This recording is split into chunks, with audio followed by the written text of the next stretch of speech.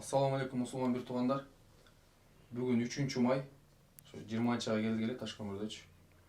Абанын эң кичинекей небереси катуу ооруганына байланыштуу азыр Москва шаарында да. Москва шаарында бети шишик, анан ашказан шишик, бут шишик менен ооруп атат да. Анан больницадан көрүнүп эме кылды эле, ал жерде врачтардын дагы бизге эме кылды.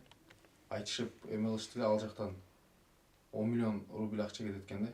Ошого байланыштуу биз бардык мусулман бир тууган жердеш тууган уруктан суранат элек. Ар бир мусулман бир туугандар колунан келишинче жардам көрсөтүшүнчө. Азыр ооруп аткан баланын маки чоң атасы келип ушул жерде тартып эме кылып атабыз да. Баарыңыздардан суранат элек, ушу колуңуздардан келишинче жардам бериңиздердичи. Кадырлуу кадырман халкым, мен ушул силерге кайрылуумдун себеби азыр эле өзүңөр уккандай ушул эң кенже неберем Мусанын Алла Таала ушу берген дарты менен ушул азыркы кезде ушул Москвада дарыланууга барды. Бул дарт өтө оор суммада айыктырыла турган дарт экен.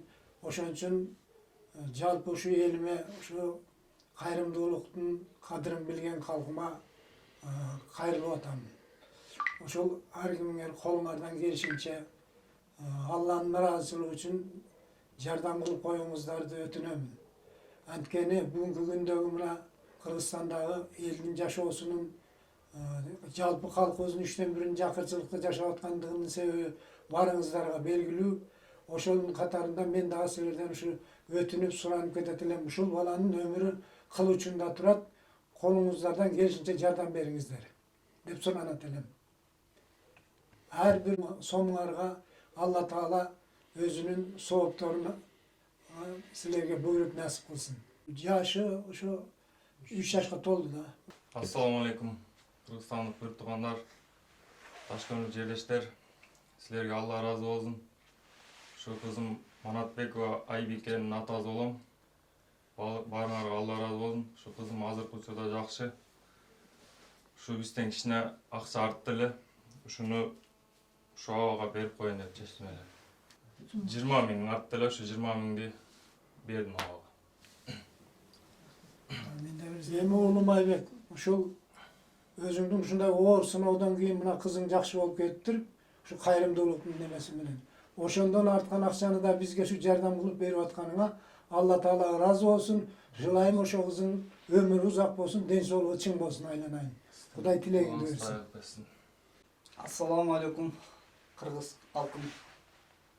Ушундай эле жакшы ийгиликтер коштоп ар дайым Аллага таянып, көпчүлүктө кол сунуп турган учур экен. Ошо аксакалдарыбыздын неберелерине келиңиздер. Сиздердин де жардамыңыздарга муктаж экен. Жардамыңыздардан аянбаңыздар, кыргызстандыктарым. Келиңиздер, ушулардын себепчи болуп калайлы. Өмүр менен өлүмдүн ортосунда турган жаш наристеге келиңиздер. Чоң жардам көрсөтүп калайлы. Сиздерден Алла Таала эки дүйнө бактылуу кылган болсун, берген садакаңыздарды.